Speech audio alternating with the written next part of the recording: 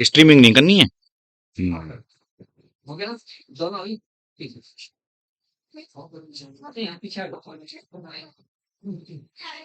ओए, मैं इस डस्टर का यूज कर कल उसी से किया था ना बोर्ड पर। हाँ बच्चों, ठीक है, बढ़िया, जल्दी जल्दी।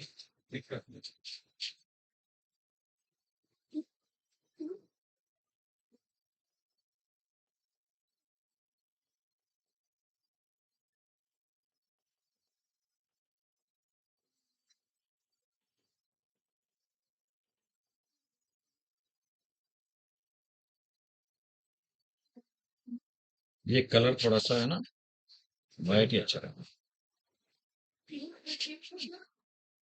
23 है बेटा।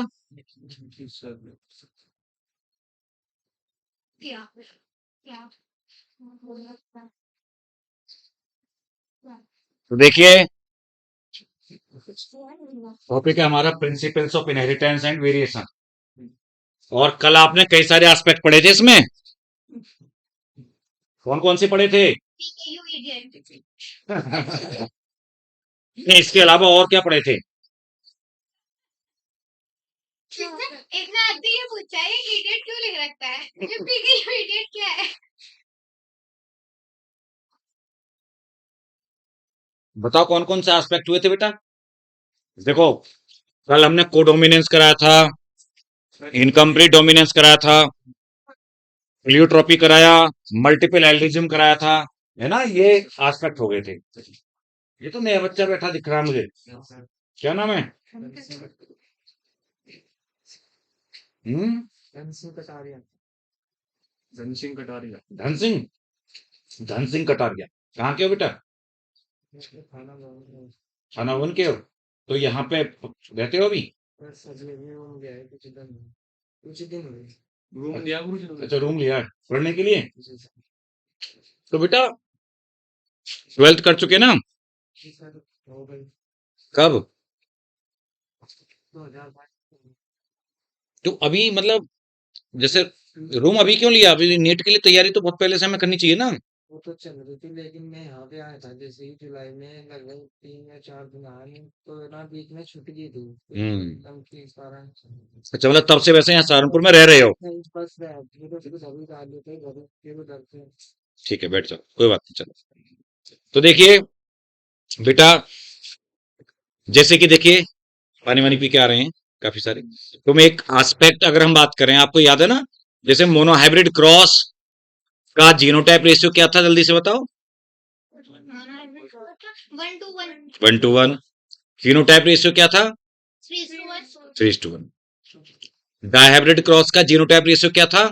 1:1:4 1:1 नहीं था। 1:2 एस 1:2 1 2 1 2 4 2 1 2 1 नहीं नहीं, बहुत ज्यादा मतलब कुछ भी बोलती चली जाएगी ऐसी नहीं, जब तक अगर उसको सही तरीके से नहीं पढ़ोगे। 1:2 4 2 1 देख ले, फिर से गड़बड़ कर रही है। हाँ 1:2:4 हाँ, 1 बोल, तेज बोल दोबारा से।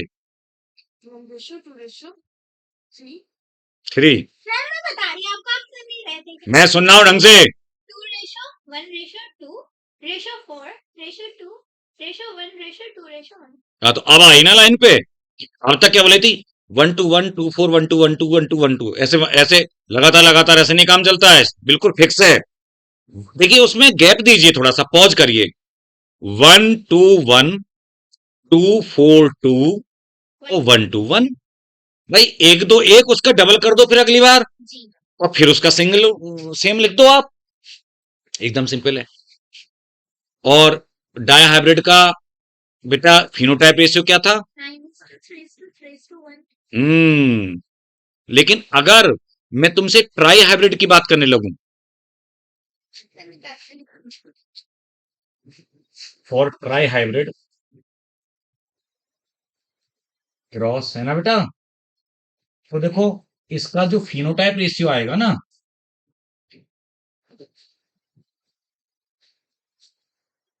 127 इसका So 9:2. वो क्या आएगा आपको पता है 1:2:1 का क्यूब आएगा क्या आएगा आप इसको ऐसे भी तो कर सकते हैं कि 1:2:1 मतलब phenotype लिख रहे हैं आप? फिनोटाइप लिख रहा हूं मैं ये जीनोटाइप हो गया हाँ। मैंने ऊपर फिनोटाइप लिखा है सही कह रहे देखो तो बेटा आपको पता है 3:1 का क्यूब करना है सर अब देखो मैं ये बोलना चाह रहा हूं इसको ऐसे भी तो कर सकते हो कि 3:1 है ना का स्क्वायर इंटू 3:1 है ना ऐसे सिंपलीफाइड और फिर इसको हम आगे क्या कर देंगे 9,331 और इसमें फिर मल्टीप्लाई किससे कर रहे हैं हम 3:1 से तो देखिए क्या तरीका है कि आपने 3 का 9 में कर रहे हैं आप 3 का 9 में करेंगे तो कितना आएगा 27 मल्टीप्लाई है ना 3 का 3 में करेंगे 9 3 का 3 में 9 3 ये हो गया ना 3 का हो गया कंप्लीट ये अब 1 का तो एस सच लिखना है जब 1 का करेंगे तो एस सच आएगा 9,331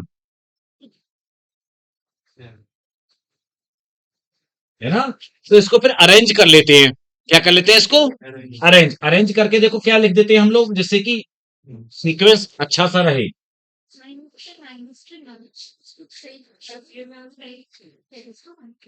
समझ गए ना आप इकट्ठे 9 को इकट्ठे ले आते हैं 3 को इकट्ठे ले आते हैं ऐसे कर लेते हैं ठीक है ऐसे ही देखना इसका अगर ट्राई हाइब्रिड क्रॉस के लिए मैं जीनोटाइप रेशियो अगर पता लगाऊं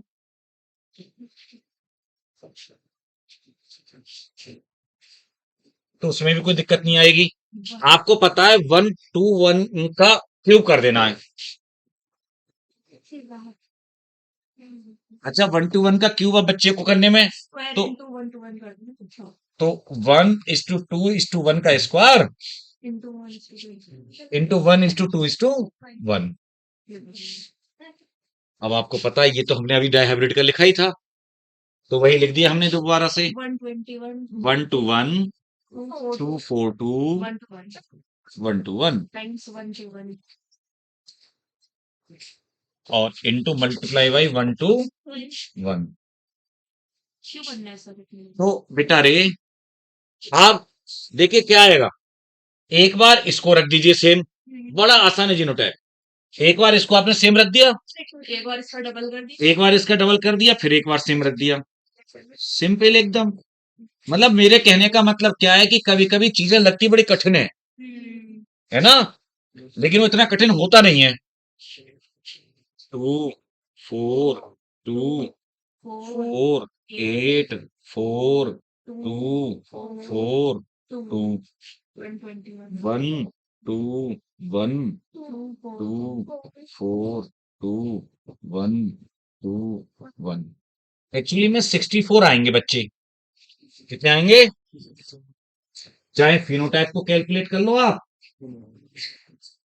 चाहे जीनोटाइप को कर लो ट्राई हाइब्रिड क्रॉस के क्योंकि हम ट्राई हाइब्रिड बना नहीं रहे यहां पे लेकिन हमें ट्राई हाइब्रिड तक पता रहना चाहिए नॉर्मल जानकारियां हमें जो पता रहनी चाहिए बेटा ट्राई हाइब्रिड तो मेरे कहने का मतलब है कि इसमें डरने की कोई बात नहीं है ट्राई हाइब्रिड से ऊपर कभी पूछा नहीं जाएगा डाई हाइब्रिड वाले में बस मल्टीप्लाई मोनो हाइब्रिड का कर दो तो ट्राई हाइब्रिड निकल के आ जाएगा सीधे ठीक है क्योंकि वैसे बच्चा रट्टा मारेगा ना कि 27 9 9 9 3 3 कब 3 इधर उधर हो जाएगा एक आध कम ज्यादा कब 9 एक आध कम ज्यादा दिक्कत हो जाएगी तो अगर आपका वो समझा हुआ है ना कंसेप्ट तो दिक्कत नहीं होगी बिल्कुल भी है ना बेटा क्योंकि आपको पता है कि 9 3 3 1 में हमें 3 1 से मल्टीप्लाई करना है गुणा करना है तो वो आ जाएगा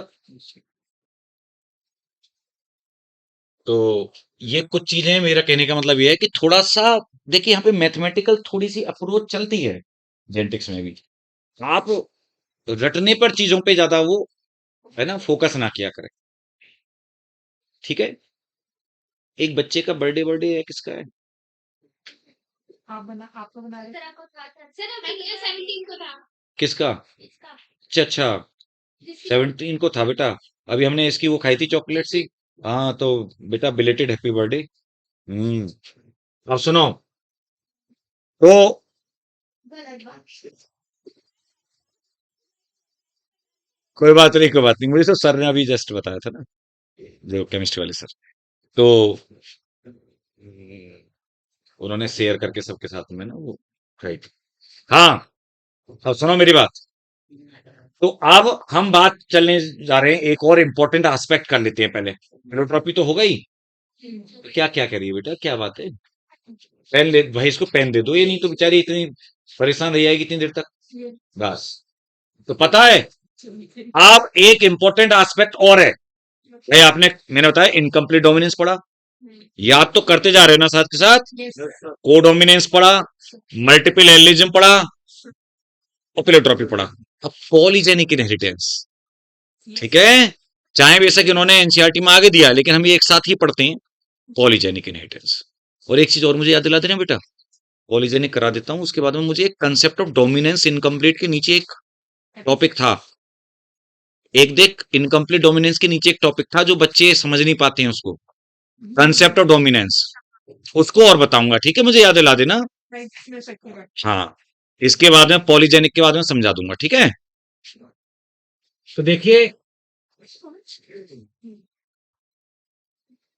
controlled by three or more genes.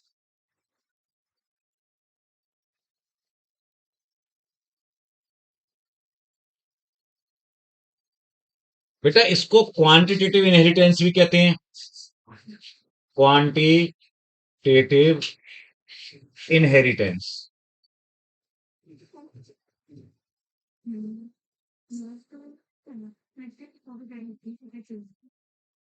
ठीक है, पॉलीजेनिक इनहेरिटेंस को किस नाम से और जानते हैं? Quantitative inheritance. जब तुम्हें याद है हमने प्लेटोट्रॉपी क्या पढ़ा था, कि जब क्या पढ़ा था बेटा प्लेटोट्रॉपी? एक जीन के मोर देन वन कैरेक्टर को वो करता है, गवर्न करता है। हाँ, एक जीन मोर मोर देन वन कैरेक्टर्स को कंट्रोल करता है। देन एक जीन है, कैरेक्टर एक से ज्यादा थे। जैसे कि आप देख रहे थे कि एक जीन में ही प्रॉब्लम थी, म्यूटेशन वगैरह, पीक फिनाइलकीटोन्यूरिया जो अभी देखा आपने बोर्ड पे पीछे लिखा हुआ है, और उसकी वजह से कई सारे सिम्टम आ रहे थे, मेंटल रिटार्डेशन भी हो रहा था, हेयर लॉस, पिगमेंटेशन लॉस। या आपने देखा कि वो पी वाला केस, कि वो स्टार्च बनने को भी कंट्रोल कर रहा था जीन बी, और उसकी शेप को भी कर रहा था। लेकिन पॉलीजेनिक क्या, उसका उल्टा, जस्ट मतलब आप ये समझ लीजिए प्लेटोट्रॉपी का just opposite, just opposite. Gene कई सारे, करेक्टर एक, है ना। When one character is governed by या controlled by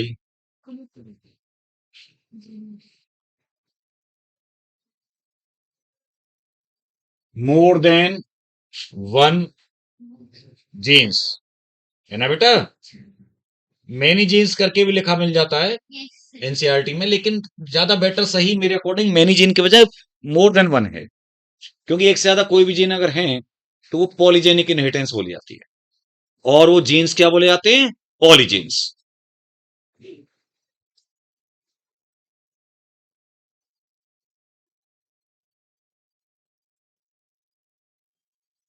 यहाँ पे कुछ बेसिक बातें हैं, ध्यान रखना, फिर देखना, फिर एग्जाम्पल जब करेंगे तो एकदम मक्खन की तरह आपकी समझ में आता जाएगा सब, चाहे कोई पहली बार ही पढ़ रहा हो। एक्चुअली में यहां पर जो फिनोटाइप आते हैं ना बेटा, कैरेक्टर तो एक ही है, एक कैरेक्टर। जैसे वहां पे हम बोलते थे कि स्टेम की हाइट थी कैरेक्टर, और उसके दो ही तो एस्पेक्ट आते थे, या तो टॉल है या तो ड्वार्फ है। यहां पर उस एक कैरेक्टर के कई सारे फिनोटाइप आते हैं, कई सारे फिनोटाइप आते हैं, ग्रेडेड फिनोटाइप। कैसे आते हैं? ग्रेड वाइज, इतना ग्रेड, इतना ग्रेड। जैसे रेड कलर है तो एक 100% लाल है, 100% रेड एकदम, एक है 75% रेड है, मतलब आप बोल रहे हैं उसमें है ना कि पूरा रेड नहीं है। कैसा रेड है? 75% रेड है। एक कह रहे 50% रेड है, पूरा रेड नहीं है ना, क्योंकि व्हाइट भी उसके साथ में है ना, तो इसलिए 50% रेड।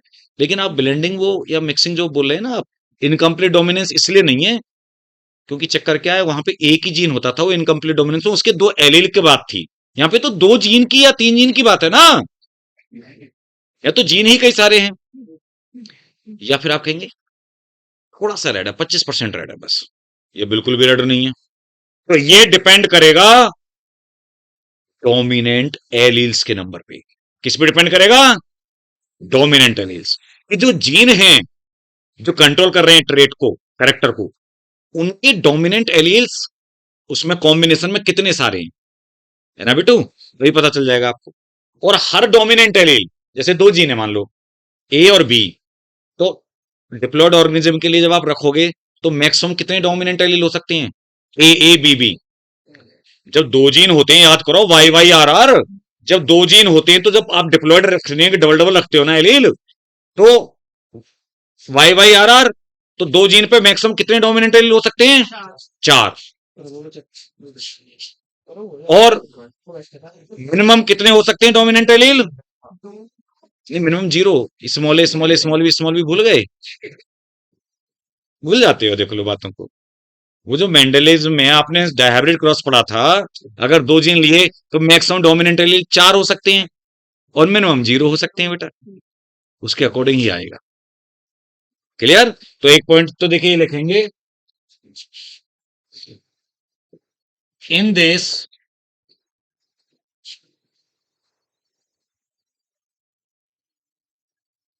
सॉरी करेक्टर लिखना था मुझे, करेक्टर्स हो गया। करेक्टर्स शो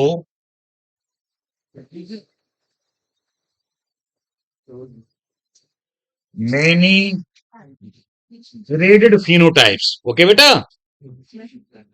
आप क्योंकि ये काम अपनी नोटबुक में रफ कॉपी में नोट कर लेना, क्योंकि वहां पे एनसीईआरटी ना तो कोई क्रॉस दिया, बस पैराग्राफ देके खत्म कर दिए बात।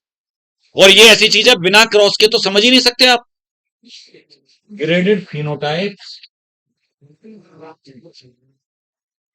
Many graded phenotypes.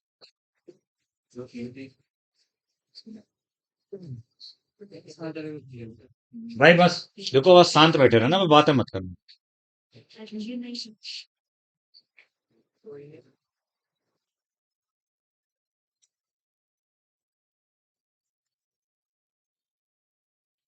Based on the number of dominant alleles.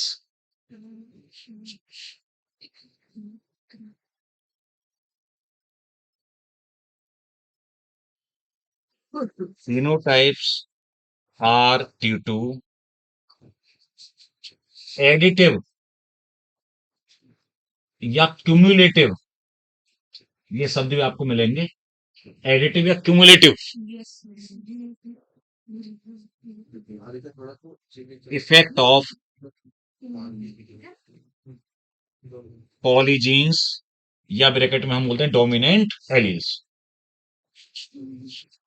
उनके बेटा डोमिनेंट एलील्स के है ना वजह से उनके क्यूमुलेटिव या एडिटिव, मैंने बताया ना, जितने ज्यादा डोमिनेंट एलील उतना ही ज्यादा करेक्टर, उतना ही ज्यादा परसेंटेज में आएगा, मतलब उतना ही ज्यादा एक्सप्रेसिव होगा।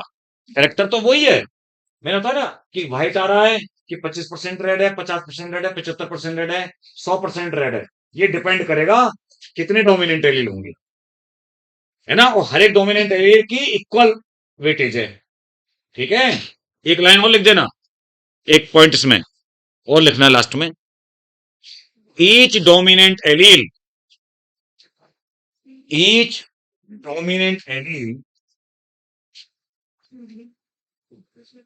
has equal degree of phenotypic expression. Each dominant allele has equal degree of phenotypic expression. ठीक है बेटा, तो फिनोटाइप में उसकी साझेदारी सबकी बराबर है। ठीक है, और इन्वायरमेंट का इफेक्ट भी रहता है। देखना, मतलब अलग अलग आप देखते हैं, बताऊंगा मैं। पता है पॉलीजेनिक इनहेरिटेंस ना, इसीलिए तो क्वांटिटेटिव नाम क्यों पड़ा?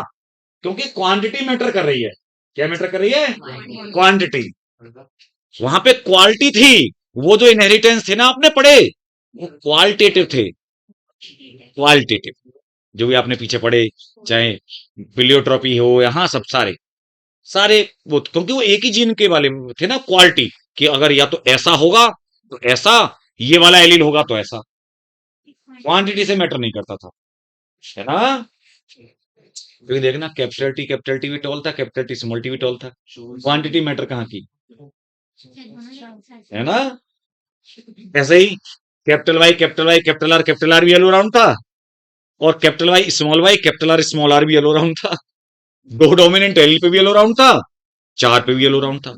यहां पर खेल चेंज हो जाएगा, यहां पर ऐसा नहीं होगा।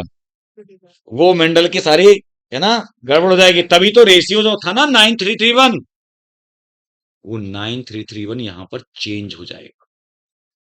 ओके बेटा, चलिए अब मैं आपको एग्जाम्पल देके समझाता हूं, तो आपके एकदम बढ़िया में सब कुछ आगे बढ़े। तो देखिए एग्जाम्पल पहले इकट्ठे लिख दूं, या चलो पहले एक लिखता हूं, फिर बाद में बता देंगे अदर एग्जाम्पल क्या क्या है, क्योंकि क्वांटिटी वाले ऐसे कई सारे एग्जाम्पल हैं। तो आपके एग्जाम के पॉइंट ऑफ व्यू से 2 एग्जाम्पल कराने जरूरी होते हैं, एक 2 पॉलीजीन वाला और एक 3 पॉलीजीन वाला। तो जैसा कि आप जानते हैं 2 वाले को तो हम पूरा क्रॉस बना देंगे, 3 वाले का हम वो 64 वाला क्रॉस बनाने की हमें जरूरत नहीं है। एनसीईआरटी ने पैराग्राफ में वो दे रखा है ह्यूमन स्किन वाला 3 जीन का, बट हम उसका वो लिख देंगे पूरा का पूरा कि क्या क्या कितने कितने आएंगे।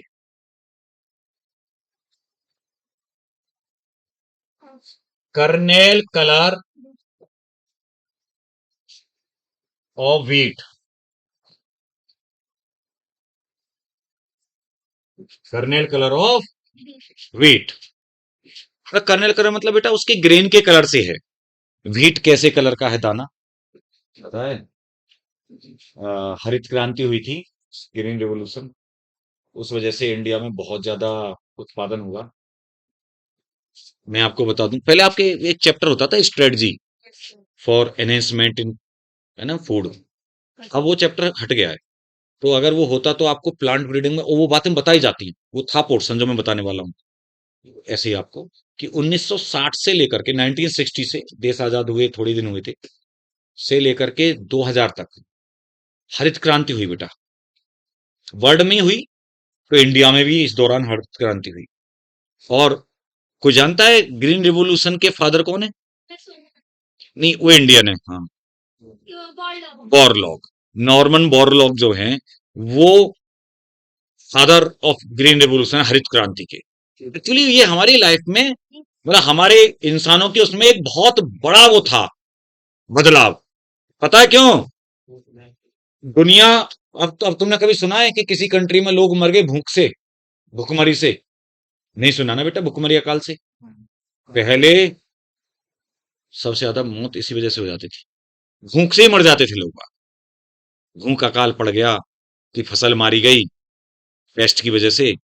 और इवन आपको याद होगा बायोलॉजिकल क्लासिफिकेशन में, अगर कोई बच्चा पिछली बार मैंने पढ़ाया हो, तो जैसे मैं बताता हूं, फंगल डिजीज होती है ना, हेलमिंथोस्पोरियम ओराइजी, एक फंगाई होती है, फंगाई हेलमिंथोस्पोरियम ओराइजी होती है वो उसकी वजह से वो हो जाता है लीप स्पॉट ऑफ राइस, है ना। तो पता है बंगाल में, क्योंकि आप जानते हो चावल बहुत खाते थे, है ना, अभी भी खाते हैं चावल मछली, तो बेटा उसकी वजह से चावल की फसल मारी गई, तो यहाँ पे भुखमरी हो गई थी 1945 के आसपास की बात है इंडिया में, 1945। बहुत सारे लोग मारे गए, मर गए भूख की वजह से। चावल ही उनका मेन सोर्स था। गरीब लोग, उसके पास तो पैसा नहीं है ना खरीदने को कुछ और, तो उस समय बहुत ज्यादा। आज की डेट में कोई, आप जानते हो, कोई ऐसा नहीं है, आज की डेट में कोई भुखमरी से नहीं मर सकता, क्योंकि आप देखिए हम कितने समर्थ हैं कि हमारी गवर्नमेंट, आप जानते हैं कि राशन मिलता है, और अच्छे अच्छे घरों के लोग भी राशन लेके आते हैं। मैंने देखा है, बुलेट पे जाएंगे और अपना राशन का गल्ला लेके चले आएंगे, फिर जाके दुकान पे बेच देंगे। वो गलत है। अगर आप सक्षम हैं तो नहीं लेना चाहिए, क्योंकि आप किसी और दूसरे का हक मार रहे हो। तो बेटा सब कुछ मैंने देखा, पता चला मुझे कि सब कुछ मिलता है, गेहूं, चावल, दाल, चीनी, तेल।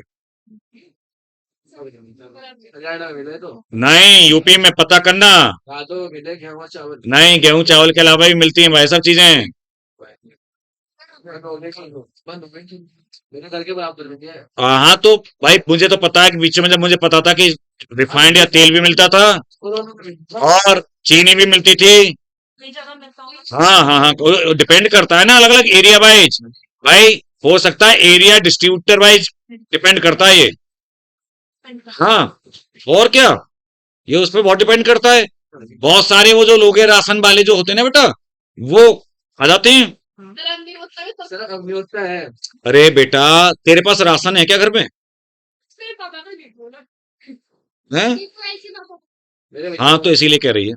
देखिए मैं आपको बता दूं, कोई कितना भी फुल प्रूफ कुछ भी हो जाए, ये बंद नहीं हो सकता। इतना ज्यादा इसमें बेईमानी चलती है। पता है वो जो राशन जो लोग लेके जाते हैं तो उसमें घट्टोड़ी बहुत चलती रही है, मतलब। हाँ खूब होती है बेटा। हाँ और नहीं सुनो एक और चीज है, पब्लिक को क्योंकि वो फ्री में मिल रहा है, पब्लिक को फ्री से नहीं मिल रहा है वो राशन, तो पता है वो कहाँ पैसों मिलता है? वे पैसों मिलता है, 4 रुपए किलो गेहूं मिलता है, जो 40 रुपए किलो आप देखिए आज की डेट में आटा आ रहा है नॉर्मल। तो मैं क्या बता रहा हूँ, तो फ्री सा ही है, 4 रुपए किलो 3 रुपए किलो फ्री नहीं है चीजें। तो उसमें क्या करते हैं वो लोग कि जैसे 5 किलो की जगह 4.5 किलो दिया, 4.25 किलो दिया, और सामने वाले को कोई फ्री मिला है तो ज्यादा बोलोगे तो वो धमका देगा, है ना, गरीब पब्लिक को। वो बेचारे ज्यादा बोल भी नहीं पाते और चलता। अब आप देखना एक एक बंदे के मगर आधा आधा किलो मारा, कितना हो गया? 1 किलो भट्टा को ना। और फिर वही वो जो राशन वाले हैं वो उसको जा जाके बेच के आते हैं। ऊपर वाला देख रहा है तो है ना? हाँ देख तो वही रहा है। वहाँ तो तो बेटा नहीं खाता वहां तो सब चल ही रहा है सबका हिसाब, तभी तो बोल रहा हूँ कि कायदे में जो लोग संपन्न हैं खा पी सकते हैं। खाने में अगर कोई बेईमानी करता है ना किसी की, पब्लिक तो दूसरों को खिलाती है कि बड़ा खुश होते हैं बहुत से लोग खिला के कि मतलब एक हमें वो मिलेगा, है ना। हाँ कि खिलाते हैं, और यहाँ पर उल्टा आप किसी का हक का खा रहे हो तो खिला रहे हैं। तो बहुत गलत बात है। तो बेटा रे, हाँ लेकिन कहना नहीं चाहिए, खिलाते हो ठीक है, मतलब चुपचाप वही कहता है चुपचाप रखिए उस चीज को, है ना। बहुत सारे लोग हैं जो ऐसे करते होंगे लेकिन उन चीजों को कभी बोलते नहीं है ऐसे बच्चा। मोटा बंदर हाँ ए शांत हो जा रे। तो पता है मेरे कहने का मतलब बेटा पता है क्या है, कि उस समय हम लोग बहुत ज्यादा क्राइसिस चल रहा था, मतलब खाने को अनाज नहीं था, भूखे मर जाती थी पब्लिक। लेकिन वो ग्रीन रिवोल्यूशन में ऐसा हुआ, मतलब आप विश्वास नहीं करोगे, मेरा है। दुगना 3 गुना बढ़ गया। मान लो राइस था 35 मिलियन टन पैदावार, आई थिंक ऐसा ही 35, तो वो 80 हो गया, है ना, या 75 हो गया। तो मेरे कहने का मतलब क्या है कि 2-3 गुना ट्रिपलिंग ऐसे फूड का वो हो गया सप्लाई। तो हमारी इंडिया की पॉपुलेशन को तो हम पेट भरने लगे। इवन आप आज जानते हैं कि वो जो बांग्लादेश, ये वो बांग्लादेशी तो था अभी सैफ अली खान पे जो उसने अटैक कर दिया, ये शरीफुल इस्लाम करके, वो है ना विजय दास के नाम से रहा था, बंगाली के नाम से। तो वो 7 साल से रह रहा था यहाँ पे। उसने देखो सैफ अली खान वो उसको लड़के को जहांगीर को उसको करना चाह रहा था, इससे कि 1 करोड़ रुपए मांग रहा था। एक तो उस बांग्लादेश जहां पे कि आप देखो कि, है ना, इंडियंस के साथ में क्या सलूक किया गया लगातार डेली, है ना, उस बांग्लादेश को भी हमारे दाने पे पल रहा है वो। अभी ये होती है बड़प्पन। अभी मोदी ने इतना सारा उनको कितना 1000 टन भेजा है, नहीं तो भूखे मर जाती। अडानी सारी बिजली अगर एक दिन चाहे ना रोक दे, पैसा नहीं दिया कितने सालों से, तो भी इलेक्ट्रिक सप्लाई इलेक्ट्रिसिटी दे रहे हैं हम लोग। और वो जिस थाली में खाता है वो इतना हरामी है देश, नहीं चाहिए उसी में छेद करता है। क्या इतने हरामी है। नीति जबकि देखो अफगानिस्तान अच्छा हुआ है इस मामले में। अफगानिस्तान को आपने मतलब समझो इंडिया नहीं पाला पोसा पूरा। उनको क्रिकेट के ग्राउंड नोएडा में उनको एक ग्राउंड दे रखा है सब कुछ, वो यहीं पे खेलते हैं। यस तो ये कुछ ऐसे लोग हैं। अच्छा दूसरा, इनको आजाद कराया लड़ लड़ के आपने, आप मतलब हिंदुस्तान ने। तो बेटा ये इतनी बड़ी बात है कि हम अपने दुश्मनों तक को जो हमारा बुरा कर रहे हैं उन तक को हम अनाज दे रहे हैं, इतना पैदावार है तभी तो ये हुआ था। हाँ ये पूछ रहा है कि राशिद खान अफगानिस्तान गई है क्या? हाँ बेटा,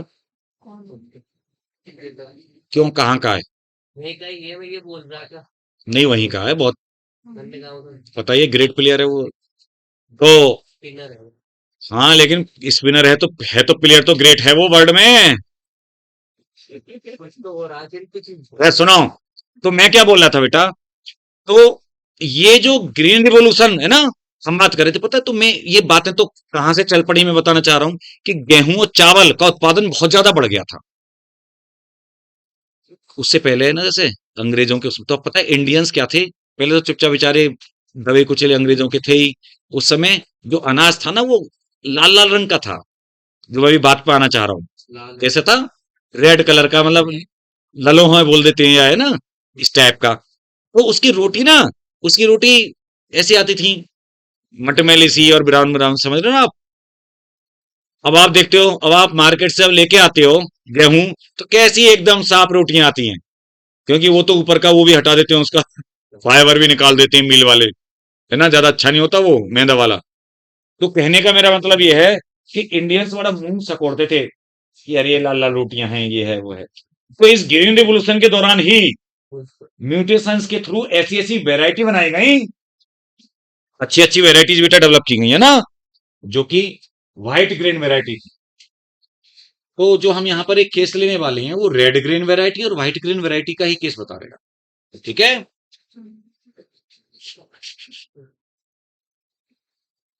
अब ये मत कहना आज के बच्चे की सर लाल रंग का गेहूं।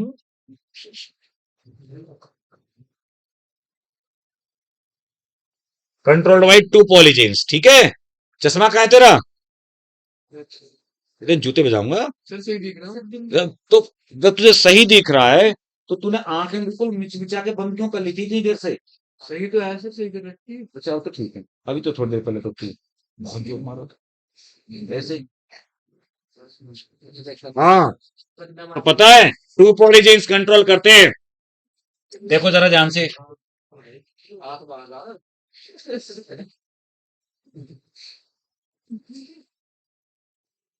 ये देखिए, तो बेटा ये पेरेंट्स है, ये है रेड ग्रीन, या रेड वैरायटी है ना बेटा,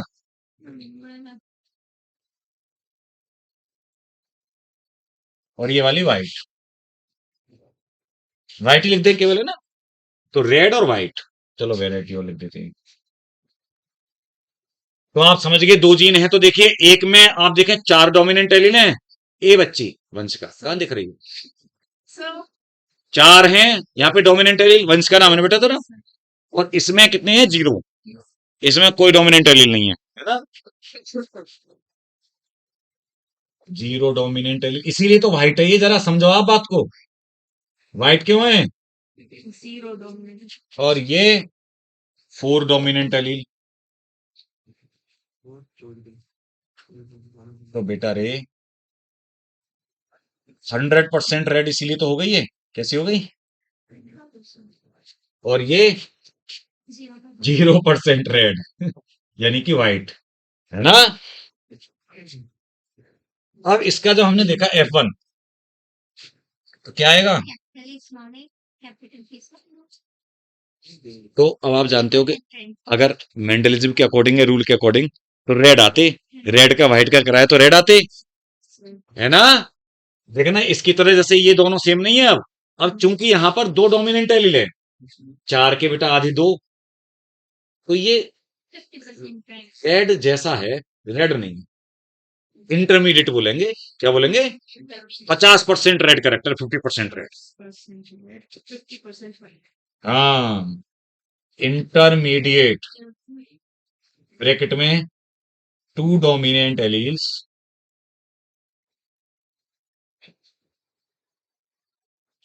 तो इसका मतलब हो गया 50%, है ना, रेड। समझ गया आप बात को? चलिए साहब, अब हम इसके आगे बढ़ते हैं। लिख लिया यहां तक आपने? हाँ, इसकी सेल्फिंग करा के वो बॉक्स बनाएंगे, फिर उसमें हम उन्हें ढूंढेंगे।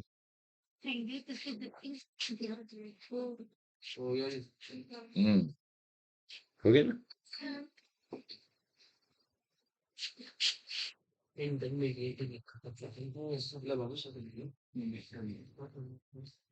सेल्फिंग ऑफ F1, तो आप जानते हैं सीधे गैमेट यहां पर हम रख देते हैं। क्या क्या गैमेट आएंगे? Capital A B, capital A small B, small A capital B small small A small B.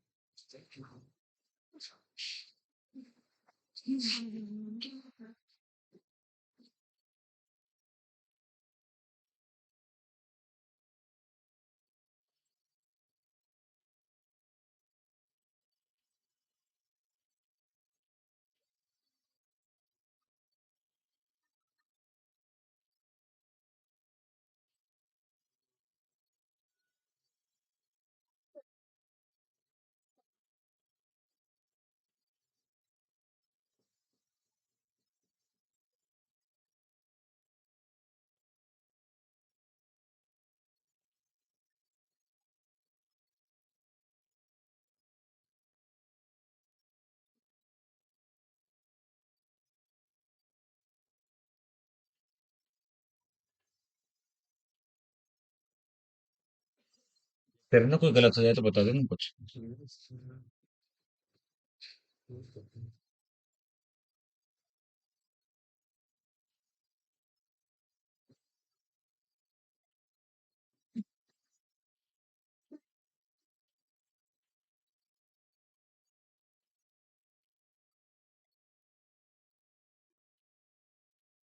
ठीक है भाई। अब मुझे ये बताइए बस, देखिए हमें इसमें ढूंढना क्या है। 100%। इसमें नहीं, इसमें कितने डोमिनेंट, इसमें करेक्टर नहीं लिखना। आप ये देखो कितने डोमिनेंट एलील है इसमें, 3 इसमें 3 2 2 3 2 2 2 2 1 1 3 2 2 2 2 1 1 1 0 0। सही है। अब यहाँ पर F2 का रिजल्ट,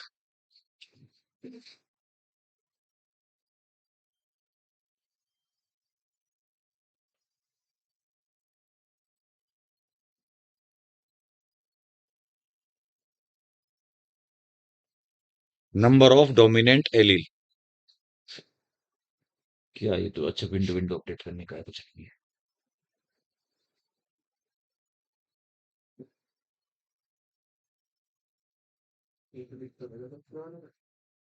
फुली चार्ज आ गया, ठीक है। नंबर ऑफ डोमिनेंट एलील्स,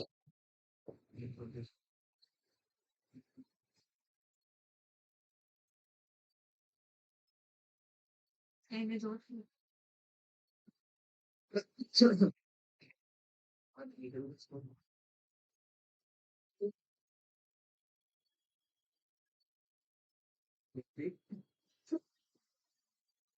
देखिए ठीक है। डोमिनेंट एलील का नंबर कितना है? 4 3 2 1 0। यही तो है। 5 तरीके की पॉसिबिलिटी है ना टोटल। 4 डोमिनेंट एलील वाला जो होगा, 100%। 4 डोमिनेंट एलील तो 100% रेड होगा। रेड ब्रैकेट में 100% भी लिख देता हूं, ठीक है। अच्छा, 0 वाला 0% व्हाइट, White होगा। टोटल वाइट यानी 0% रेड है ना। आप समझ गए, अगर मैं केवल परसेंट लिख रहा हूं तो वो रेड के लिए, करेक्टर तो रेड है ना मेन। वैसे 3 वाला कितना होगा? तो उससे पहले 2 वाला बीच वाला पहले जो पता था, इंटरमीडिएट। percentage। इंटरमीडिएट था वो 50% था। हाँ, मतलब वो पिंक कह लो, मिक्सिंग नहीं, मतलब वो रेड जैसा हुआ थोड़ा। अच्छा, 3 वाला थोड़ा ज्यादा क्लोज होगा रेड के, है ना। तो रेड लाइक बोलेंगे इसको, क्या बोल देंगे? Red like. 75% करेक्टर है इसमें। और जो एक होगा वो व्हाइट लाइक होगा। व्हाइट लाइक या लाइट भी कह सकते हैं उसको, वो 25% रेड होगा। समझ गए ना आप बात को? अच्छा, अब इसका रेशियो अगर हम देखें, इनको टोटल गिनना है कितने कितने ऐसे मेंबर। 4 20 अब आप देखो 4 डोमिनेंट एलील वाले कितने दिख रहे हैं इस टेबल में आपको? एक 3 वाले 4 दिख रहे हैं। हाँ, 3 डोमिनेंट एलील वाले कितने दिख रहे हैं? 4 देख लो, है ना? 4 हैं। अच्छा, 2 डोमिनेंट एलील वाले, 6 गुड, 6 और 4 फिर 1 ओके।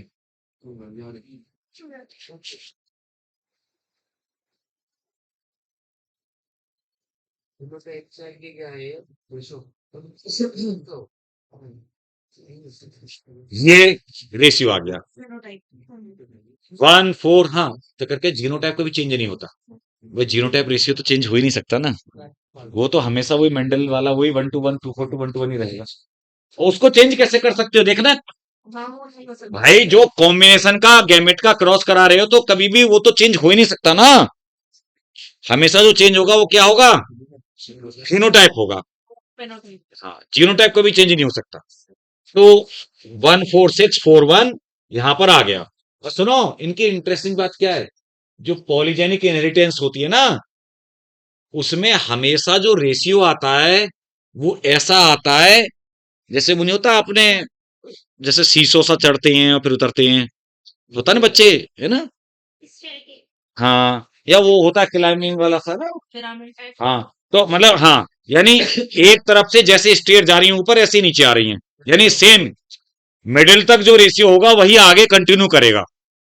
1 4 6 फिर वापस आ जाओ 4 1। बेल शेप हाँ, ऐसे ही सारे के सारे ऐसे रेशियो आएंगे, कोई भी रेशियो हो। ओके सर टोटल 16 होंगे, देख लो, वो तो होंगे होंगे क्योंकि भाई डब्बा तो ये चार वो डायहाइब्रिड क्रॉस ही तो है, ये क्रॉस तो डायहाइब्रिड है ना।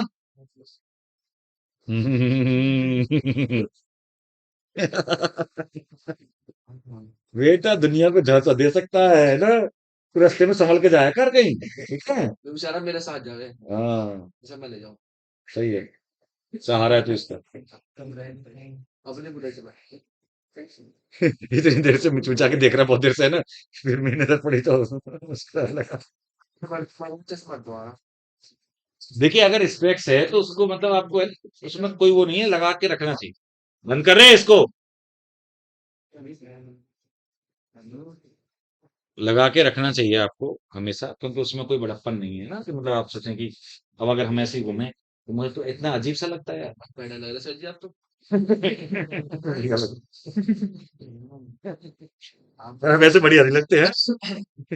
साउथ की मूवी में ज्यादा चाहिए वो भाई, मैं ऐसे ठीक हूँ, मुझे ठीक ये यार, मुझे टीचर ही बनना था, टीचर ही रहने दे मुझे। हाँ भाई,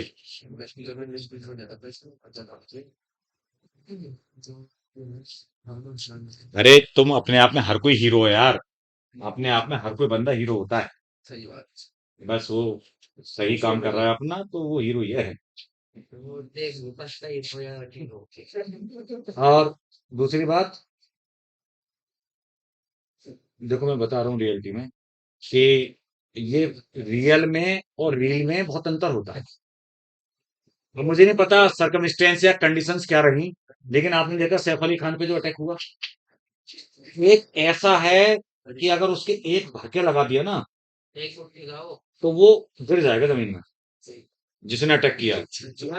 सही पुलिस इस्लाम जो आया ना वो, और छोटा सा चाकू लेके जो, और ऐसे तो मारना सब उसने मतलब क्या, सैफ ने अपनी पीठ उसको एक तरफ कर रखी थी, मार दे भैया मेरे। सर ये भी तो हो सकता है ये कवर स्टोरी है हाँ, You are right. नहीं, बिल्कुल बिल्कुल बिल्कुल सही बोल, तो पता है वेरी जीनियस मतलब, हाँ, क्या पता सोते हुए लेटे हुए क्या कर दे, पता है, क्योंकि आप देखिए उसके इतने सारे घाव मार दिए, जबकि वो डील डॉल और स्ट्रांग बंदा है काफी। जबकि मैं आपको बता रहा हूँ साहब साहब, आप जानते हैं कि अगर कोई सामने से एक बंदा है और चाहे आप उससे थोड़े बहुत कमजोर भी हैं, स्ट्रांग भी नहीं है इतने, वो तो यहाँ तो उल्टा था, सैफ बहुत स्ट्रांग है, और तब भी अगर उसके हाथ में कुछ भी है, मतलब गन को छोड़ करके, जैसे कोई चाकू वाकू ऐसा, आपकी नजर अगर उसके हाथों पे है तो वो आपको मार नहीं सकता, क्योंकि उसके भी 2 हाथ हैं। अगर आपने इधर उधर देखा तो मार देगा, आपकी अगर नजरें उसके हाथ पे हैं, मार नहीं सकता, आप हाथ पकड़ लेंगे, बच जाएंगे। तो मतलब ऐसा का तो मैं डर गया कितना ना ये बैठा मैं बहुत तगड़ा आज में मेरे साथ एक बार देखा और देखो एक और चीज, दो गलत बैठ रखा एक और चीज बेटा, कि जो जिगरा है, साहस, वो मार्केट में नहीं बिकता। चाहे आप लंबी लंबी बातें करें या कितना भी डील डोल आपका हो, उसके घर में 5-6 वो थे पुरुष नौकर, बॉडी को मतलब नौकर जो थे, सर्वेंट। एक तो डर के मारे बाथरूम में छुप गया, बंद कर लिया उसने अपने आप को। नहीं तो एक आदमी आया हुआ है, आप सोचो घर की औरतें भी अगर जैसे वो लड़ रहा है, पीछे से खूनखान मार दिया, कुछ ही मार दिया खोपड़े में, तो वही मर जाता। मतलब आपकी अगर फैमिली पर कोई वो कुछ कर रहा है तो देखिए आपको लाइन बनना पड़ेगा। मतलब कोई भी अपनी फैमिली पर जब बात आती है तो कोई भी सीट बन जाता है। यहाँ पे सब छुप गए, दुबक गए एक एक बंदे से। मैं मान लेता 2-3 लोग थे, उन्होंने मार दिया। ट्रांसजेंडर थे आदमी तो से महिला मतलब मेरी बात ये है, वास्तव में भाई मुझे नहीं पता क्या हकीकत है, क्या कहानी रही है, बट लेकिन रियलिटी यही है, आप भी जानते हो इस बात को, कि ऐसे सही मायने में तो अपनी प्यार से बढ़ा रहा ये तो कोई पूछ नहीं रहा था अब कुछ चाहिए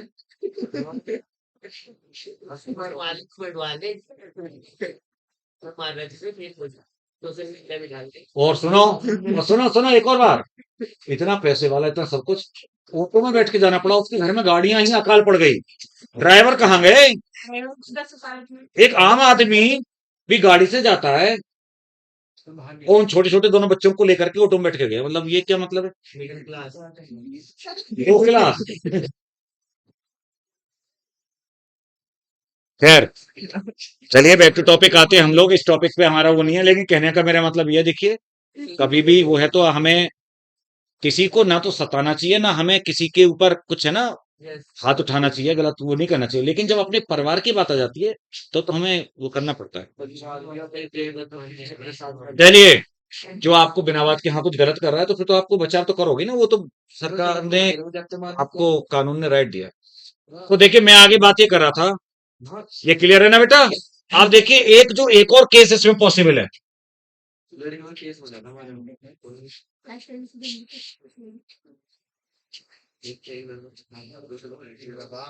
हाँ, मतलब उसमें लाइसेंसी भी, मतलब पिस्टल विस्टल कुछ तो होनी चाहिए थी। इतना बड़ा हुआ है और वो इतनी देर तक वो हाथापाई हुई है, इतनी देर तक, तो वो मतलब वो भी निकाल के नहीं चला पाया। तो बेटा देखिए सेकंड एग्जाम्पल लेते हैं हम लोग। जाके लोगों के पास रखे ना इसलिए तो मैंने अरे चुप हो जा भाई। तो सुनो मेरी बात। भी ऐसा तो ये जो सेकंड केस है एक, ये ह्यूमन स्किन कलर वाला।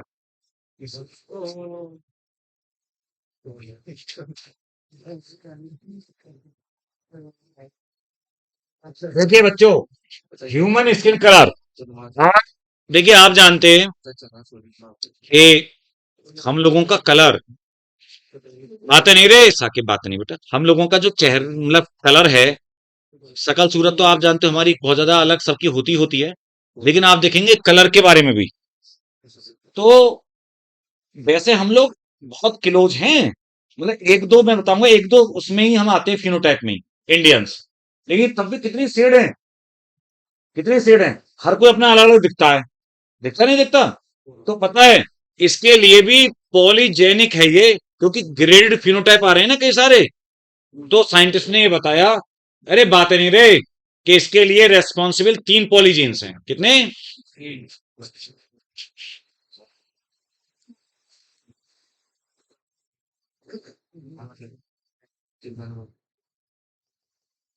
रोहन साकिब बात नहीं, देखिए 3 पॉलीजीन रेस्पॉन्सिबल है। आप जानते हैं कि 3 हैं, तो मैक्सिमम कितने डोमिनेंट एलील हो गए? 6, और मिनिमम 0, तो टोटल 7 तरीके के कैरेक्टर आ जाएंगे। मतलब फिनोटाइप कितने पॉसिबल है? देखो वहां पे 2 थे तो 5 तरीके के आए थे भाई, 5 तरीके के फिनोटाइप आए थे ना, जब 2 डोमिनेंट मतलब 2 जीन थे पॉलीजीन। जब 3 है तो 7 तरीके के आ जाएंगे।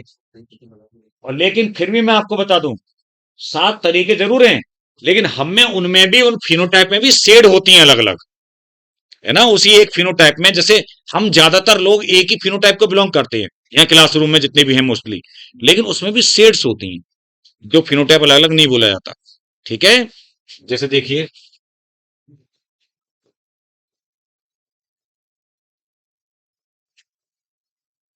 एक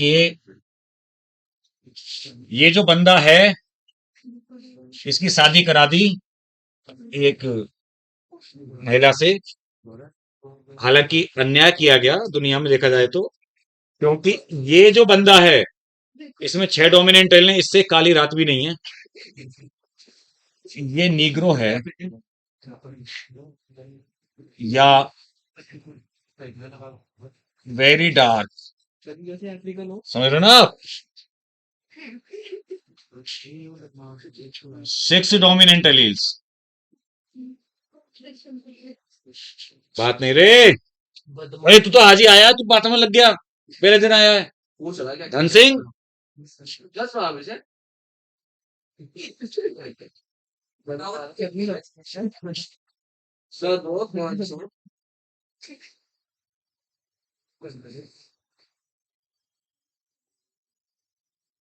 और ये बेटा कैसा है, ये महिला कैसी है? White, 0 dominant allele. ठीक है बेटा। अब इनका नीग्रो लिखा तो वेरी डार्क। नीग्रो नहीं जानता, अफ्रीकन जो नीग्रो होते हैं,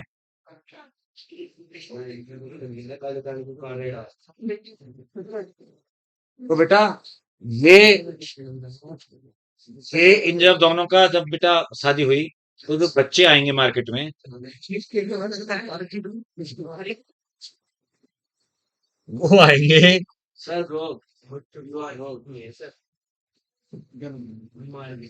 मार्केट मतलब दुनिया से होता है हमारा। तो ये जो बेटा बच्चे मार्केट में आए वो कैसे आए? 3 डोमिनेंट एलिल वाले F1 सारे के सारे। देखिए इस कॉम्बिनेशन क्योंकि होमोजाइगस है ना ये, तो इसका जो कॉम्बिनेशन आएगा बेटा वो 3 डोमिनेंट एलिल वाला आया ना, तो वो 3 डोमिनेंट एलिल वाला इंटरमीडिएट आएगा जिसको बोलते हैं मुलेटो।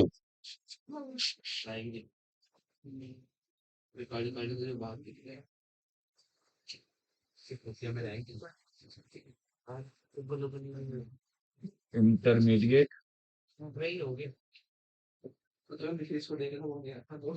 या मुलेटो है ना। 3 डोमिनेंट एलील्स।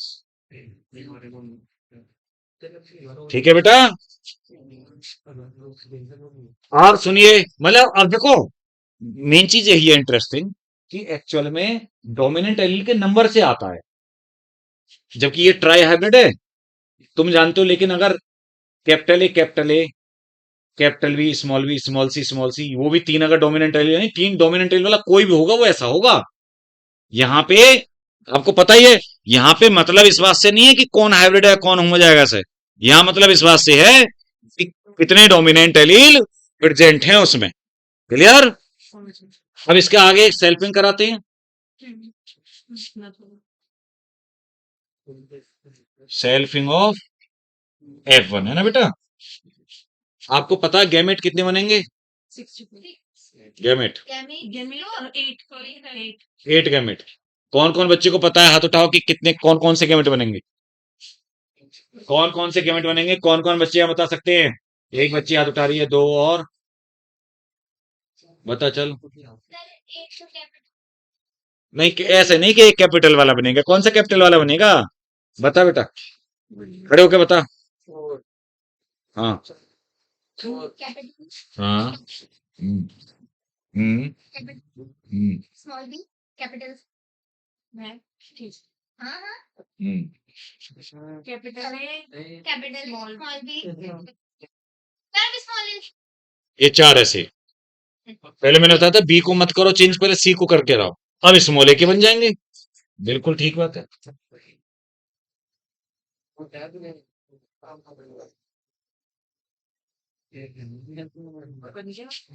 ये 8 गैमेट्स बन गए ना बेटा।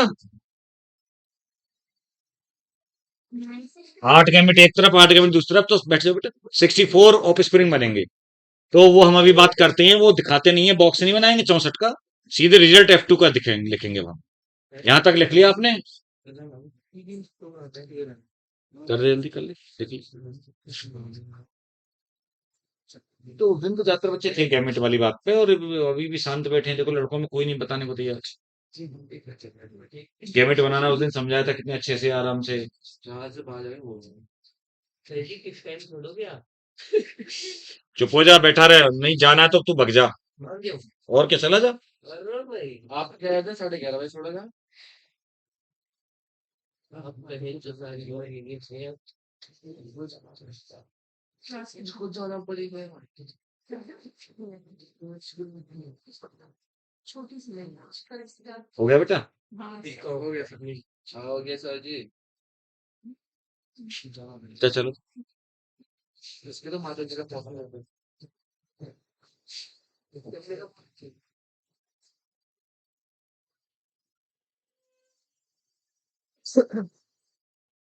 देखिए बेटा, F2 का जो रिजल्ट है तो यहाँ पर नंबर ऑफ डोमिनेंट और क्या है? Number of dominant alleles,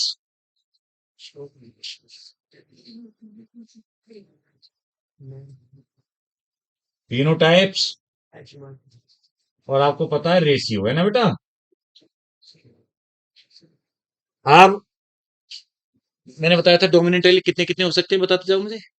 6, 5, 4, 3, 2, 1, one 0. Zero और जीरो, सही बोले एकदम, यानी जीरो तक जाना है तो टोटल 7 तरीके के बन जाएंगे, है ना? अच्छा, आप पता है 6 वाला जो होगा वो होगा नीग्रो, वेरी डार्क, ठीक है बेटा? जीरो वाला जो होगा वो होगा व्हाइट, हालांकि आप जानते हैं एलपीयू को क्वेश्चन ठीक तो ये भी नहीं है, व्हाइट होना कोई अच्छी बात थोड़ी है, एल्बिनो टाइप का है ना।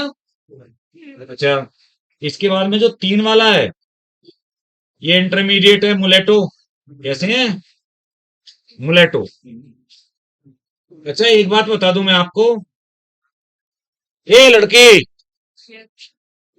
पीछे बातें बहुत कर रही है, पता है हम लोग ज्यादातर मुलेटो के आसपास ही लाई करते हैं, हम लोग ज्यादातर हम किसके पास रहते हैं, मुलेटो, उसमें आते हैं हम लोग, गेहुआ से, उसमें हमारा जो होता है टेक्सचर। और देखिए ये 5 वाला जो होगा वो एक्चुअली में डार्कर साइड में है।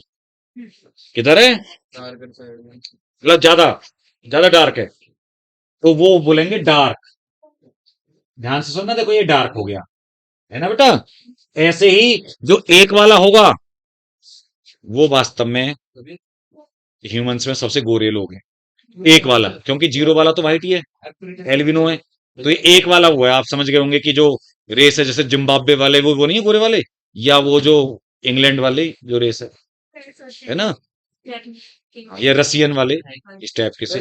तो ये कैसे हैं बेटा? व्हाइट लाइक, है ना बेटा, या लाइट,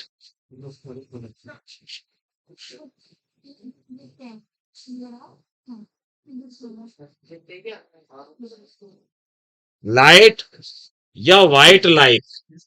अच्छा, ये जो 4 हैं ये वाले कैसे हैं बेटा? South Indian. 4 डोमिनेंट एलील वाले ये हैं जो डार्क की तरफ हैं। अरे चला जा रे, यानी ये डार्क की क्लोज तरफ को हैं थोड़े से, लेकिन मुलेटो के पास है बीच में, हम लोग इंडियन इसमें भी आते हैं, ये बोले जाएंगे फेयरली डार्क, डार्क में भी थोड़े फेयर है, फेयरली डार्क, समझ गए बात को आप? अच्छा, इसमें जो आएंगे ना ये आएंगे फेयरली लाइट, कैसे आएंगे? Very nice. अब आप ये समझ लो कि हम लोग इन 3 कैटेगरी में आते हैं इंडियंस, कौन सी वाली में आते हैं ज्यादातर, और ज्यादातर बोलूं मैं इसमें थोड़ा बहुत ये भी काउंट किया जा सकता है, ठीक है? इंडियंस के लिए अगर मैं बात करूं, मैं लिख देता हूं मैं इंडियंस, क्योंकि देखिए हम लोगों में जो ये जम्मू कश्मीर वाले या जो पहाड़ी वाले हैं ना, जो जो ज्यादा गोरे से लोग हैं, वो आप समझ रहे हो कि वो फेयरली लाइट हो सकते हैं, है ना? उसी में शेड है अलग अलग। हमारे इधर रीजन में कोई एक आध, कोई मतलब बहुत कम फेयरली लाइट हो सकते हैं, नहीं तो हम लोग सारे के सारे ना मुलेटो की शेड्स हैं, है ना? फिर उसके बाद में जो डार्कर हैं वो फेयरली डार्क है, ठीक है। और डार्क शायद कोई कोई मिलेगा, मतलब ये फेयरली डार्क भी साउथ इंडियन है ज्यादातर, लेकिन साउथ इंडिया में कोई ज्यादा ही डार्क होगा ना, वो डार्क में आएगा। हम वेरी डार्क या नीग्रो तो कभी नहीं हो सकते, है ना। अच्छा सुनो, इसका जो रेशियो है ना बेटा, 1, हमेशा याद रखिए, जो पूरी तरह होमोजाइगस होता है वो एक एक ही आता है ना जीनोटाइप। Yes sir. तो 6 डोमिनेंट एलील वाला भी एक आएगा, लास्ट में एक, और लास्ट में भी बनाएगा, है ना। 6, 15,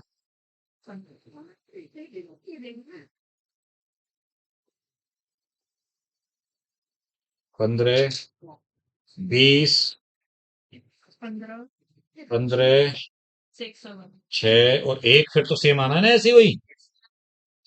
तो ये रेशियो है साहब, 1, 6, 15, 20, 15, 6, 1, 1, 6, 15, 20, 15, 6, 1। और हैं टोटल कितने सारे के सारे? 64 64 हो गए, देख लो, है कि नहीं। चलिए, लिख लिया। Yes sir. ये बातें आप पॉलीजेनिक की समझ गए। मैं कुछ और एग्जाम्पल बता देता हूं, देखो पॉलीजेनिक के अदर एग्जाम्पल्स। तो इससे एक बात तो क्लियर है कि कभी भी ब्लेंडिंग होती नहीं है। हाँ, अदर एग्जाम्पल्स पॉलीजेनिक के सुनो। एक तो आपने पढ़ लिया था, कौन सा एग्जाम्पल पढ़ लिया? वीट का कलर। एक आपने पढ़ लिया ह्यूमन स्किन कलर। अब सुनो, जैसे ये गाय भैंस वगैरह जो दूध देती हैं, आपने दिखाया है कि कोई 4 लीटर देगी, कोई 6 लीटर, कोई 6.5 लीटर, कोई 8 लीटर, होता नहीं होता। तो जहां भी जब ग्रेड होते हैं ना बेटा फिनोटाइप में, वो इस कैटेगरी में आते हैं। जब क्या होते हैं? ग्रेड्स होते हैं। जैसे कि वो जो होता है हाइट, हमारी ह्यूमन की हाइट, आप देखो ग्रेड है या नहीं है। कोई 5 फुट 2 इंच का, कोई 5 फुट का, कोई 5, 3, 3.5, है ना, 4, 6, मतलब बहुत सारे। और आईक्यू, आईक्यू का मैंने बताया था ना वो तो, लेकिन मैं बता रहा हूं कि उसमें बहुत सारे ग्रेड है ना। तो आईक्यू के लिए वो तो, हाँ आईक्यू का वो दे रखा था कि इतने इतने होती है, लेकिन इसके लिए बहुत सारी जीन से रेस्पॉन्सिबल है, पॉलीजीन्स। बोलते हैं कि कोई कहता है 11 हैं रेस्पॉन्सिबल साइंटिस्ट, कोई कहता है कि 27 जीन है ना, कहीं। हाँ मतलब कुछ कहीं, तुम एक से ज्यादा नहीं, बहुत ज्यादा है। क्योंकि इसलिए तो देखो दिमाग सबका अलग अलग नजर आता है कि नहीं। सबका आप देखो दिमाग अलग अलग दिखाई पड़ता है। तो बेटा ये जो इंटेलिजेंस है, ये भी इसका एग्जाम्पल है। यहाँ लिख देता हूं मैं, देखो जैसे ह्यूमन हाइट, वेट भी तो है ना, एसेट्रा। इंटेलिजेंस, और ये जो है हाइट वेट है ना, इंटेलिजेंस वगैरह बेटा। इसके अलावा एक और चीज है, वो अभी मैंने क्या बोला था आपको, milk and meat yield. Milk और मीट ईल्ड, है ना। आप देखते हो किसी की एनिमल की ग्रोथ कम होगी, चिकन मटन जो भी है, जैसे मुर्गा और बकरा, तो उनकी किसी की ग्रोथ कम हुई, किसी की ज्यादा हुई, अलग अलग साइज होता है, उनका वेट अलग अलग होता है। वेट पर डिपेंड तो क्वेश्चंस भी आएंगे। देख, एक तो ये है कि आप खा पी के ज्यादा, पता है जैसे मेटाबॉलिज्म जीन्स पे डिपेंड करता है। तुमने एक चीज नोटिस की होगी, बहुत सारे लोग ऐसे होते हैं कि कम खा के भी मोटे होते चले जाते हैं, उनके जीनोटाइप पे नहीं डिपेंड करता। बहुत सारे लोग ऐसे होते हैं खाते रहते हैं लेकिन तब भी मोटे नहीं होते, उनकी डाइट काफी ज्यादा है ना। या हड्डियों का वजन ज्यादा है, तो वजन उनका ज्यादा होता है। तो ऐसा होता है बेटा, ये भी अलग अलग है। मतलब आप ये नहीं कह सकते कि हाँ हम अपना वेट तो लूज कर सकते हैं, इसमें कोई डाउट नहीं है। तीसरे नंबर पे मिल्क एंड मीट यील्ड। जैसे मैं यहाँ रहता हूँ, लगातार पैदल चलता चलता रहता हूँ ना खूब, तो मेरा जब भी है, मैं यहाँ पे 10-15 दिन लगातार रहता हूँ, 15 दिन, तो मेरा 2-3 किलो कम हो जाता है। फिर मैं जाता हूँ आगरा, फिर मैं 3-4 किलो फिर से मेरा बढ़ जाता है। जैसे मैं यहाँ पे गया था तो 74 था, अभी मैं आगरा में जब लास्ट में, तो मेरा 77 था। बीबी ज्यादा खिला पिला के बेचती है, दोनों टाइम खाना पीना, नाश्ता खाना पीना, है ना ये सब। लेकिन ये ज्यादा फिट रहता हूँ मैं यहाँ पे, मतलब ये सब चलना चलाना पैदल।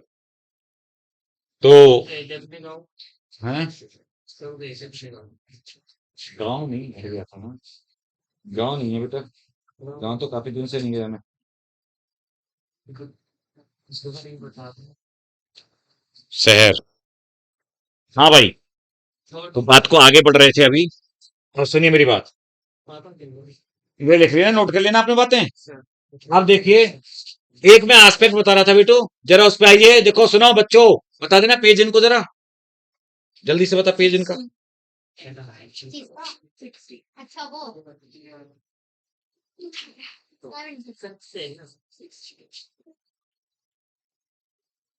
कंसेप्ट ऑफ डोमिनेंस मिलेगा, देखो मिल गया ना। अरे उस इनकम्प्लीट डोमिनेंस के नीचे वाला पोर्शन देखिए जरा। हाँ, इस वाले इनकम्प्लीट डोमिनेंस के नीचे वाले पोर्शन को ध्यान से पढ़ेंगे आप।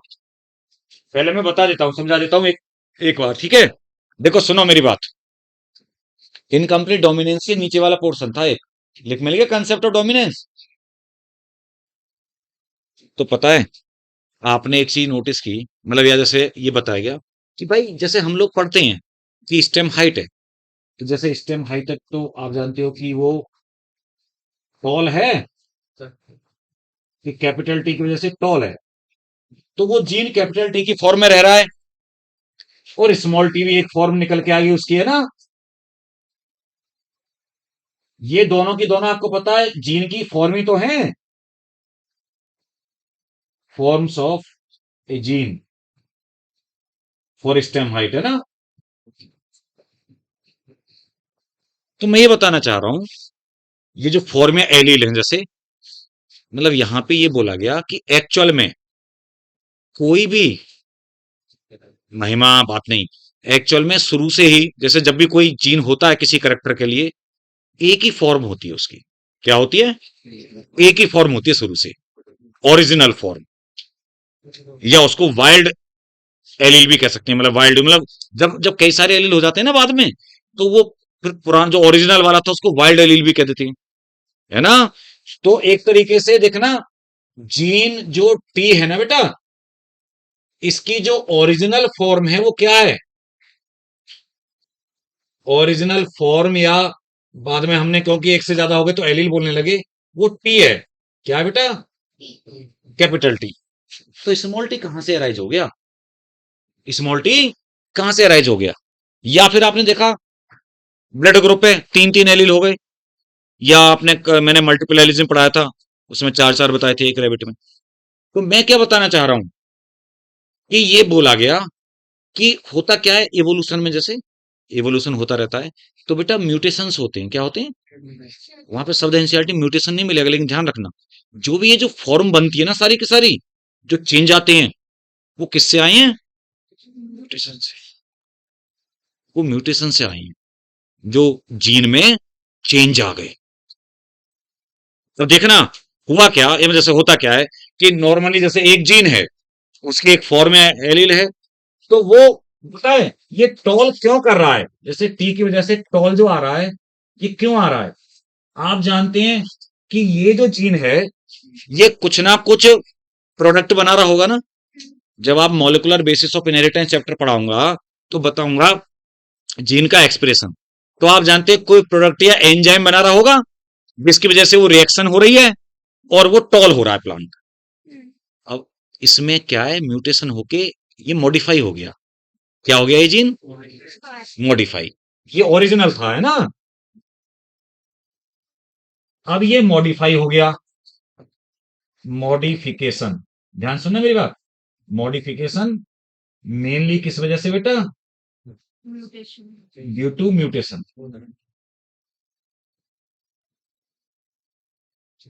तो मॉडिफाइड हो गया, क्या हो गया? मॉडिफाइड एलील बन गया, या फॉर्म बन गई इसकी, है ना। लेकिन ये जो मॉडिफिकेशन है, मॉडिफाई तो हुआ, लेकिन मॉडिफिकेशन हो सकता है कि इतना सा हुआ है कि ज्यादा फर्क नहीं पड़ा। ध्यान सुनना, तीन कंडीशन है मॉडिफिकेशन की। हो सकता है कि इतना सा हुआ है कि बहुत थोड़ा सा इफेक्ट आया, वही फिनोटाइप आ रहा है। जैसे ध्यान सुनना, जैसे 10 सेंटीमीटर का प्लांट बनता है टॉल, कितना बनता है? अब थोड़ा सा मॉडिफिकेशन होके 9 9 सेंटीमीटर का रह गया, भी बोलेंगे उसको टॉली, मतलब ओरिजिनल की तरह ही साउंड करेगा, क्योंकि जो ड्वार्फ वाला है वो तो 2 सेंटीमीटर का है। तो बताना 9 सेंटीमीटर को 2 के किलोज रखोगे या 10 के किलोज रखोगे? 10 के किलोज रखोगे। तो थोड़ा सा वो तो हुआ, जैसे आपके कहीं जैसे चल रहे हैं, भगवान ना करे ऐसा हो, चल रहे हैं, कोई चोट सी लगी तो आपके ठोकर सी लगी, लेकिन आप ठीक है दर्द हुआ लेकिन चलते रहे नॉर्मल। एक है कि ज्यादा नाखून उखड़ गया, कुछ हो गया तो नहीं चल पाएंगे आप, है ना? तो पता है ऐसे ही थोड़ा सा चेंज आया, लेकिन उस वजह से प्रोडक्ट में कोई चेंज नहीं आया, प्रोडक्ट सेम बना बेटा, और एंजाइम सेम बना, जिससे कि वो फिनोटाइप सेम आया। इस मॉडिफाइड फॉर्म को मैं बता रहा था 3 टाइप है। ये जो एक टाइप जो मैंने अभी तुम्हें बताया, इसको कंसीडर किया जाएगा एज अनमॉडिफाइड। कैसे बोलेंगे इसको? मतलब ये अनमॉडिफाइड की तरह ही काउंट होगा, है ना बेटा? क्योंकि चेंज उसमें नहीं हुआ, वो नॉर्मल ही रहा, थोड़ा सा चेंज आया एलील में, बहुत मामूली। अच्छा अब एक है, जैसे देखो उसमें जरा देखो 3 पॉइंट जो दे रखे, 3 पॉइंट पे जाओ सीधे, जो 3 पॉइंट है एनसीईआरटी में। पहला लिखा रखा है कि और नॉर्मल और लेस, हाँ मतलब या तो नॉर्मल एंजाइम बना या थोड़ा कम बना, कोई बात नहीं, काम चल गया। लेकिन दूसरी कंडीशन में क्या है कि एंजाइम तो बना लेकिन नॉन फंक्शनल बना। तो वो जब नॉन फंक्शनल बनेगा तो वो काम ही नहीं कर पाएगा जो करना था। तो अब एलिन चेंज, बहुत बड़ा चेंज आ गया ना ये तो, है ना? तो जो प्रोडक्ट बनना चाहिए वो प्रोडक्ट अब नहीं बन पाएगा, यानी कैपिटल टी नहीं बन पाया, अब वो स्मॉल टी रह गया। क्या रह गया? मतलब उसने 3 सेंटीमीटर का बन गया या 2 सेंटीमीटर का बन गया, 10 की जगह सोचिए, कहाँ 9 का बनना था। अच्छा एक है तीसरा, नो एंजाइम एंजाइम ही नहीं बना, है ना? सी वाली कंडीशन में। तो ये जो दोनों कंडीशन है ये एज मॉडिफाइड एलिन है। कैसे हैं? Modified allele. मेरे कहने का मतलब यह है कि देखो इसको तो कैपिटल टी ही कंसीडर किया जाएगा, ये स्मॉल टी हो गया, फिर मॉडिफाइड हो गया। तो मैं बताना चाह रहा हूं कि म्यूटेटेड होके भी या मॉडिफिकेशन की 3 पॉसिबिलिटी थी। हो सकता है कि एक में बहुत कम चेंज आया तो इसलिए वो एज ए अनमॉडिफाइड ही काउंट किया गया। इस पे क्वेश्चन आता रहता यस सर आता है ना? कि 3 मॉडिफिकेशन जरूर हुए लेकिन 2 ऐसे हैं जिनको मॉडिफाइड काउंट किया जाएगा। अब जरा इसको पैराग्राफ को रीड करके देखो आराम से, जो मैंने बताया पढ़ के देखो जरा जल्दी से, फिर बताना कि कोई दिक्कत लग रही नहीं।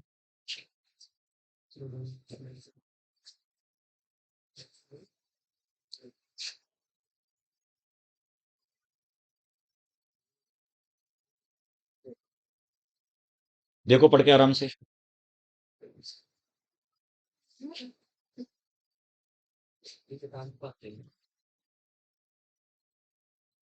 देखो एनसीईआरटी में से पढ़ के, हिंदी की बुक में नहीं मिलते हैं। नहीं हिंदी बुक में मिल जाएगा बेटा, वो इनकम्प्लीट डोमिनेंस है ना जहाँ पे पहले वाले चैप्टर में था।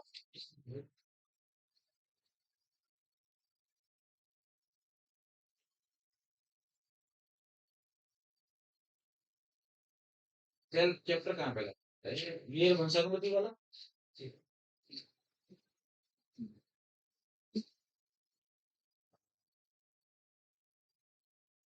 वो तो क्वेश्चन सेंसिटिव,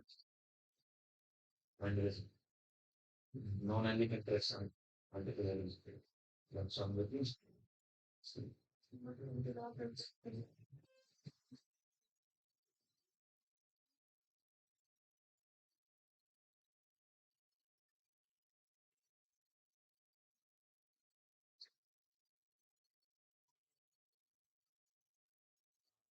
हाँ यार,